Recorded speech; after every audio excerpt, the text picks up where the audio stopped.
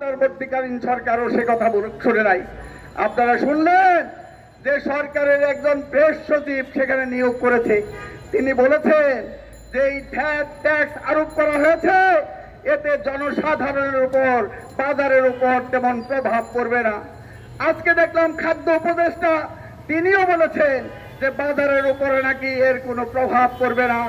সত্যিই বলেছেন তারা যেখানে বাজার করে ওই সমস্ত মানুষ, ওই প্রেস সচিব, খাদ্য উপদেষ্টা, সরকারি সামরিক বেসামরিক আমলা, তাদের উপরে এই বাজারের প্রভাব পড়বে না, এই ভ্যাট ট্যাক্সের প্রভাব পড়বে না।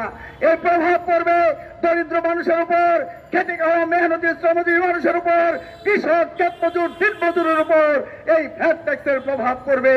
কাজেই উপরতলায় বসে, এসি রুমে বসে বাজারের প্রভাব তারা ঠাহর করতে পারবে না, বলেই এই ধরনের কথা, বাজে কথা তারা জনসম্মুখে টেলিভিশনের সামনে প্রচার করতে থাকে। আমরা বলতে চাই, ওই বাজার সিন্ডিকেট সেটা নিয়ন্ত্রণ করতে হবে, দ্রব্যমূল্য নিয়ন্ত্রণ করতে হবে। দীর্ঘদিন থেকে আমরা দাবি করেছি, স্বাধীনতা উত্তর বাংলাদেশে সেখানে রেশনিং ব্যবস্থা চালু ছিল, ন্যায্য মূল্যের দোকান চালু ছিল। সেই দাবি সেখানে বর্তমানে কোন সরকার সেখানে মানছে না।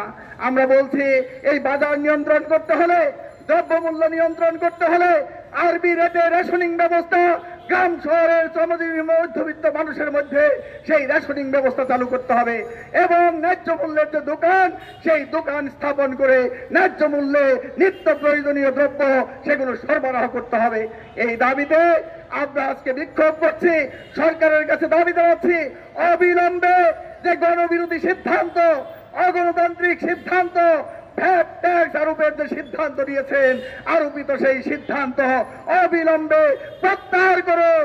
বাজার সিন্ডিকেট নিয়ন্ত্রণ করে দ্রব্যমূল্য মানুষের ক্রয় ক্ষমতা আওতায় আনুন, রেশনিং ব্যবস্থা চালু এবং ন্যায্য মূল্যের দোকান চালু করুন। আজকে এই দাবি আমরা উত্থাপন করছি। আগামী 15 তারিখ বাম গণতান্ত্রিক জোটের পক্ষ থেকে সারা দেশে এই একই দাবিতে বিক্ষোভ সমাবেশ মিছিল অনুষ্ঠিত হবে।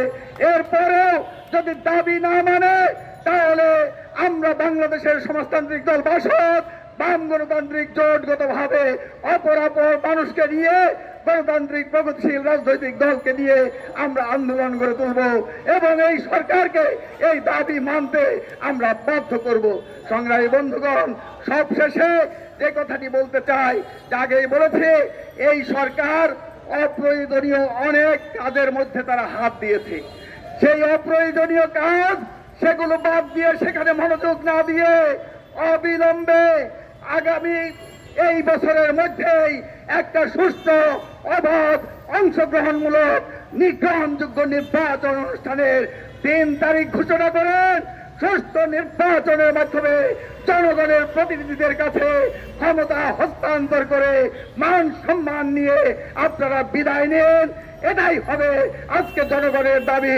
সেই পথে আপনারা অগ্রসর হন, অন্যথায় আপনাদের বিরুদ্ধে যেমনি ভাবে ফাঁসিবাদের বিরুদ্ধে